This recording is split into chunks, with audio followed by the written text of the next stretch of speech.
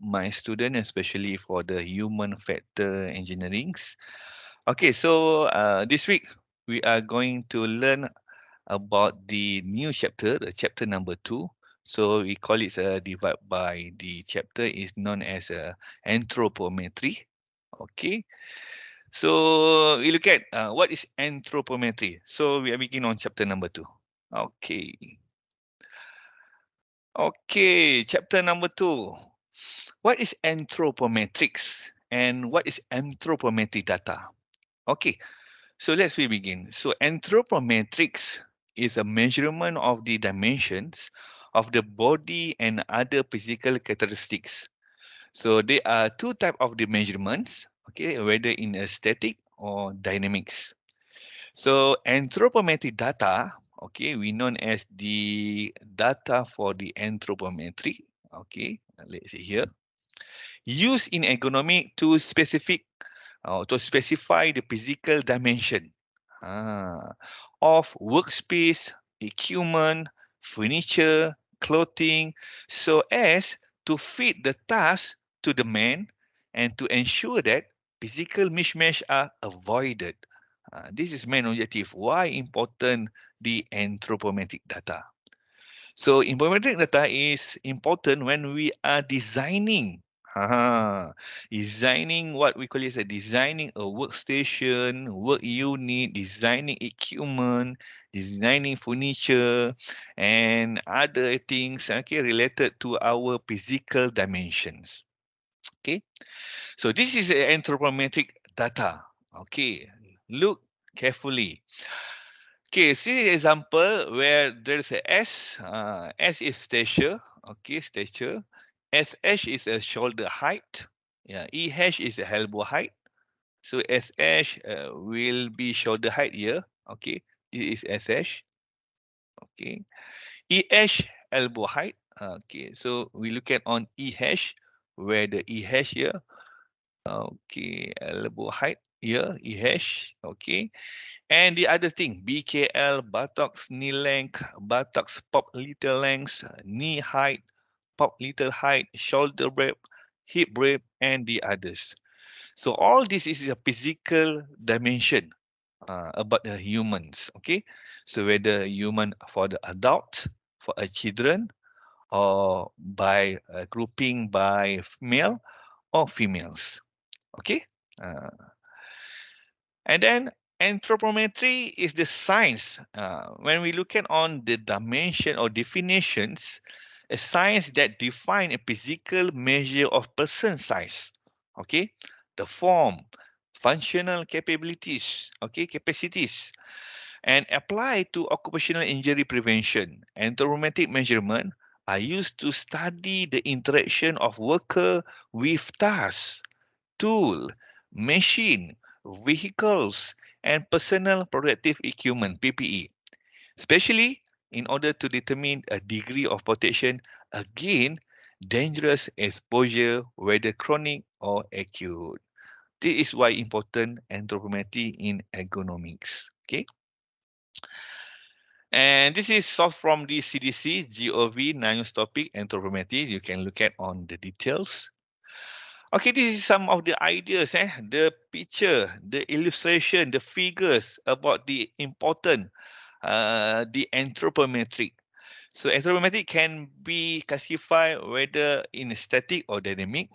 So as shown as in the figure, okay, is some of the children, child, okay, and look at here, okay. So they have a different by group by age, and we also have the adult here, okay. And then we also have this example for anthropometric data for standing adult male, okay. So this is based on 95% of US adult male population. So you can see they are different between three segments here. So let's say this is segment A, segment B, and segment C. So the importance of these anthropometries, we want to design anything in real life. Okay. So anything we want to design a chair. So that's why chair have the adjustable, can fit between a smallest range and can fit between a the tallest range. Okay, so this is basically what ideas is anthropometrics. And why is anthropometric important? Okay, so designing, okay, especially for designing that are incompatible with a normal anthropometric measurement of workforce may result in unwanted incidents. Okay, so the important is we want to misfit of the heavy equipment cabin to a worker may be produce operator blind spot the exposed worker on the foot struck by the injuries, for examples. Or why important in design? Because inadequate length of configuration seatbelt may lead to non-use of seatbelt, which affect post-crash survivability.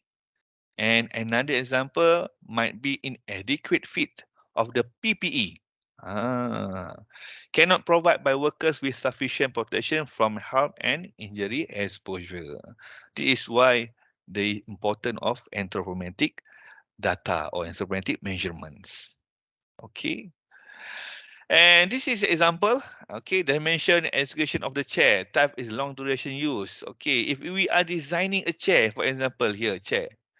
So what are the body dimension or physical dimension or anthropometric dimension that we need to use? So this is a armrest. Okay, so this is a seat reference points. This is seat height here. Okay, so we look at on detail. This is a plan view. Okay, in inch or in centimeter. So it's different types of the populations. So same goes to be in this figure.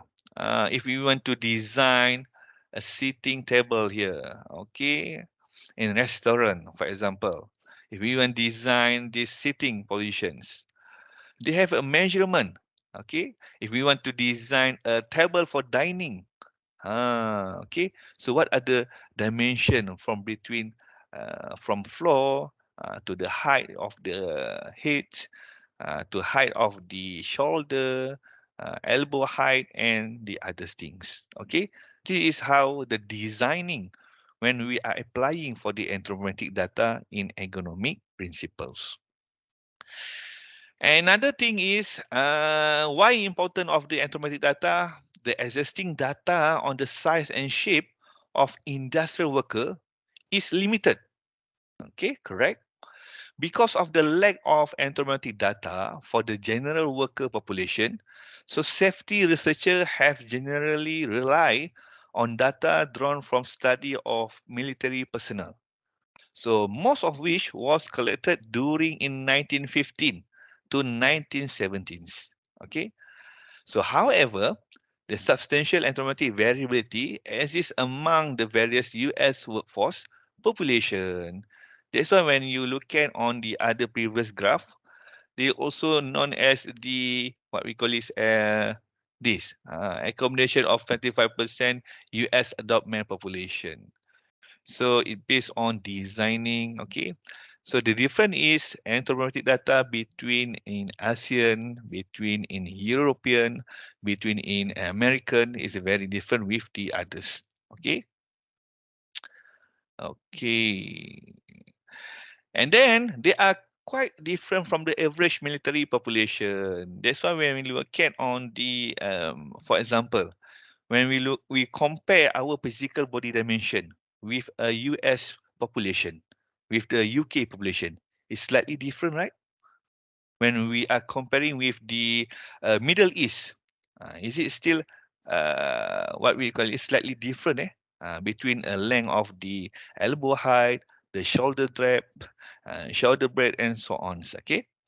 And industrial workers such as agriculture, truck driver, and firefighter workforce are also anthropometrically very different from the average civilian population. Okay, that's why when you are entering a job for firefighter, so they have need a physical fit to their job task. Okay, for example, the truck driver. Okay, for the agriculture and the other job tasks.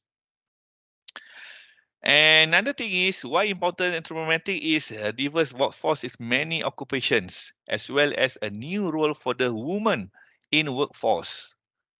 That's why when you are looking in the manufacturing industry, okay, in any type of manufacturing industry, so when you look at on the operator, is it slightly different? Operator from the Malaysian, operator from the Myanmar, operator from the Thailand or Nepal or Vietnam, also the same because the region of the ASEANs. But compare with the operator, male or female from the US, is slightly different. Okay, that require body size data for designing adequate workplace system and PPE or personal protective equipment. In the past, variant in the body dimension was typically reported as mean and standard deviation for various body segment. Okay, and this is stated by Roebuck in 1975. And this approach was successfully in generating broad parameter for the personal PPE sizing, but what deficient in generating detailed fit information needed for the workplace PPE and other equipment design. That's why when US company, okay, US company want to come in Malaysia and they what we call it as set up the manufacturing in Malaysia. So all the machine designed from the US is based on the US population.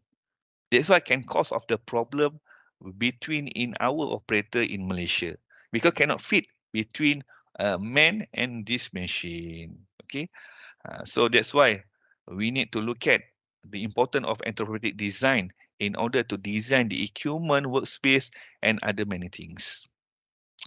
And technology development in recent years have advanced of the basic sign of human size and shape, study in 3D, 3D dimensional forms. Also, the computer-generated human model are now available for the anthropometric analysis. Nowadays, if we want to measure our, such as we want to try fit on our insole for the shoes, okay, for the sandal. So we have might be a difference size. That's why they have UK size is different, US size is different, Europe size is different. But in ASEAN, we are looking on the smaller size. Okay, and this advanced informatics science and computer-based human form modeling have opened various research avenues for improving workplace and also protective equipment design, as well as anthropometric fit within a complex system. Okay, we look at on the example. Okay, so this is type of the anthropometry. Okay, divide by two. We also have the static known as a structural anthropometrics. So a measure distance of bone between joint center, including some sort of tissue measure in counter dimension. So including wobbly stuff that cover our bodies, muscle, fat, skin, and bulk. And does not include clothing or package. So measure refer to be naked person. This is why it's static. Okay. So if you want to buy the underwear, if you want to buy a cloth, if you want to buy a shoes, anything, must be have a static or structural anthropometric data. Okay, that's why they have a different size. Meanwhile, for the dynamic functional or known as a functional anthropometry, a distance are measured when a body is in a motion and engaged in a physical activity. So they include, okay, could be arm plus extended torso or clearance, example for two people through a doorway or volumetric data. So this is different between static and dynamics. Okay. And what is a human variability? Every single of human, okay, they have a four different type of variability. The first one is age. Different age, different size, different fittings, and gender. Okay, only two gender have been officially male and female. Not include a female. Okay, female are not recognized. Male and female only recognized. Okay, and racial and ethnic group. Malay, Malay, Chinese, Chinese, Indian, Indian, okay, and then the other ethnic groups, and also the occupational, whether it's a firefighter, they have a physical body dimension, standard one. If the police or the army have standard, if you want to enter this job task for the related to the occupational task. Okay, so what a meaning of distribution of measurement? Okay, so distribution of measurement is any distribution. Okay, one of the set of measurement can be represented by three statistics. Okay, the first one we call it as a mean, average. Let's say in our class they have a 60 people, 60 students. They have a different length of the arm length, for example. Okay, arm length. So how we want to get the average? So we sum of the total 60 divide by maybe 6 or 10, okay, in order to get the average. So we want to find out the mean average value. So it can fit all the things. Another thing is a median. Median in midpoint at which 50% more or less than 50% that to the point. Okay, this is called it as a median. And number three, last but not least, the mood. Most frequently occurring a number. Okay, so we look at on detail one by one. Mean, median, and also the mood.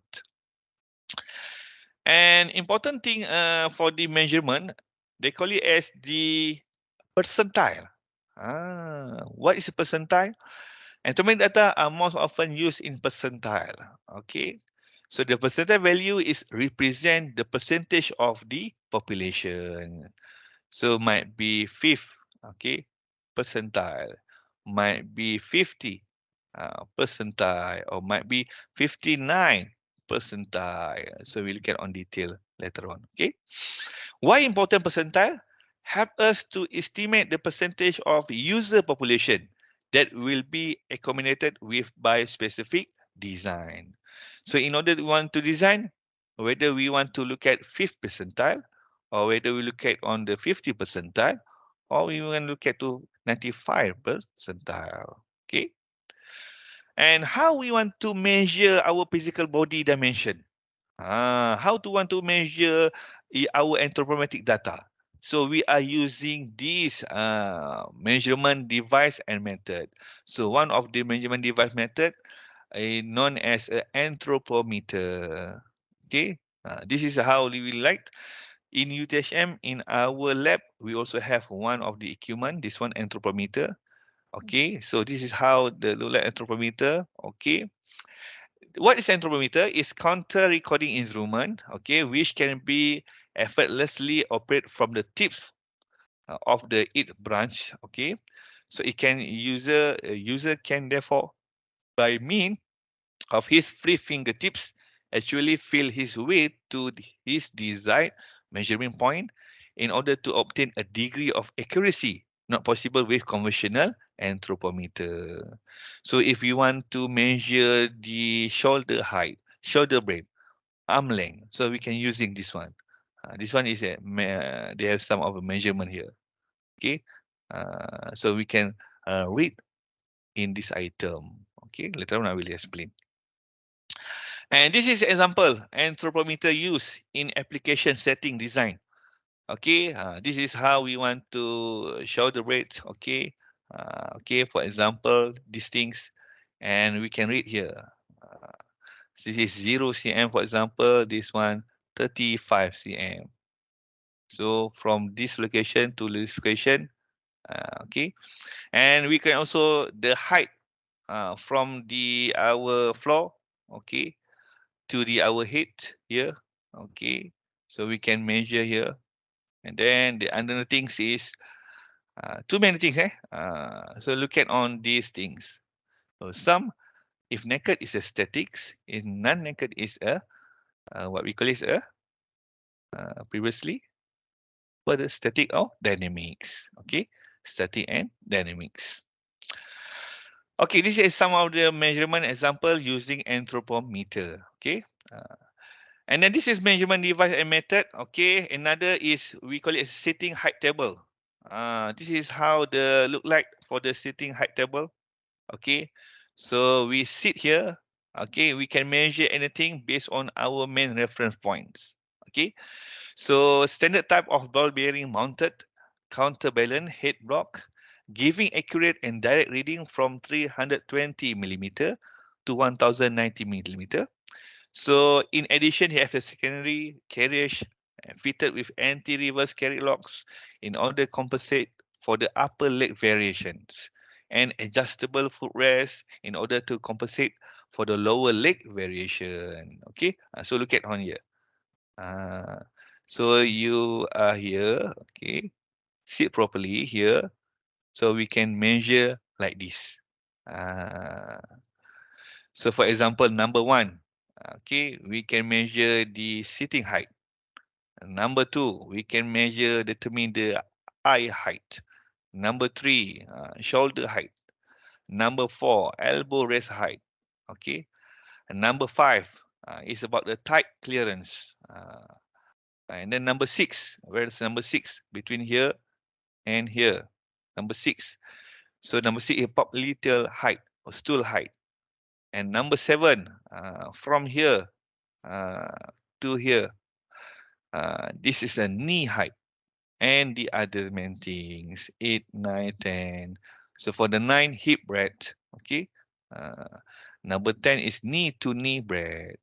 So this is important when we try to collect data in order to design a chair, for example, to design a cushion for our new model Pro 2, for examples. Okay, so related to sitting at work. And this is what we call it a standing table. Okay, that measure the some certain of the anthropometric data, for example, for the children's. Okay, this is number 15, headpiece firmly on the head, and we totally can measure the what we call it the height of the between from our foot to the head. Okay, for example. And then this is how the procedure, how we want to measure. Okay, on the knees. Okay, make sure in firmly. Okay, child flat on the butt. Okay, hand cup over the ears. Okay, then we can get the accurate measurement. So this is some of the standing for the collect the anthropometric data. Okay, in order to use the anthropometric data in design, what are the factor consideration? Okay, the first one, we have to determine a user population. What type of the user population if we want to design some things? Okay. And number two, we want to determine the relevant body dimension. What type of body relevant dimension related in our design? For example, if one design a chair, for example. So I want to design a chair. So what are the body dimension that I need to design this chair? So first at all, okay, this is your hand, okay. First at all, you need the height, okay, between from the floor to our head. And another thing, okay, I want to elbow height from the floor to the elbow height, armrest, okay, and other many things, okay. And number three, we have to determine the percentage of population to be accommodated, whether a design for extreme or design for adjustable range or design for the average. So in order to fit all these things, because some of the human have smallest one, okay, at middle one and tallest one, for example, same age, for example. So the better we want to design for the chair is we prefer to use adjustable range. That's why all our chair, okay, in office example, this is caster, they have what we call is adjustable, can up and down based on our elbow height. Ah, so this is adjustable range, for example. And design for extreme, as we look at on the application type of the use in the workstation. And number four, we have to determine the percentile value of the selected anthropometric and dimensions.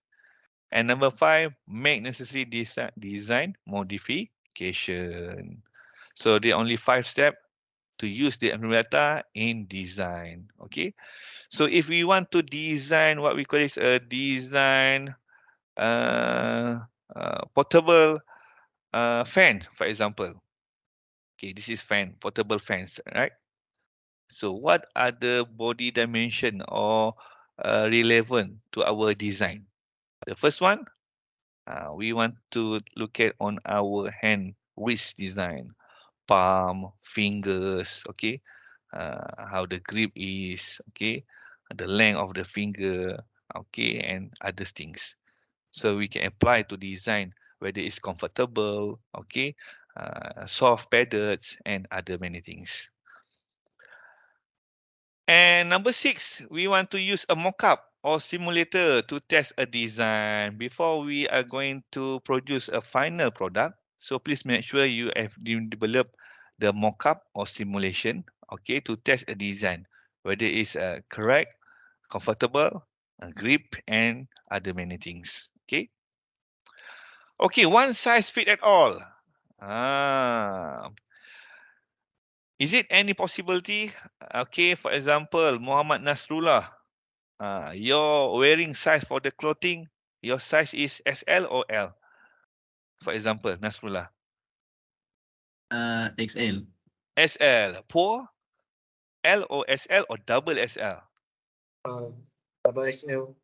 Double SL. So that's why, is it anything possibility one size fit at all? Because every human have variability. Okay, they have a different size, size S, L. Okay, nowadays we have also clothing size double SL, double XS. Okay, first double XS, and we start in XS and S, and then M, L, double SL, and triple SL, 4SL, 5SL, and many things. Okay, based on your experience, how many size that bigger that you seen in our shopping mall? X, X, S, okay, S, okay, XS, S, M, large, XL, double XL, double XL, okay, or we call it a 2XL, okay. So they have a 3XL, 4XL, 5XL, 6,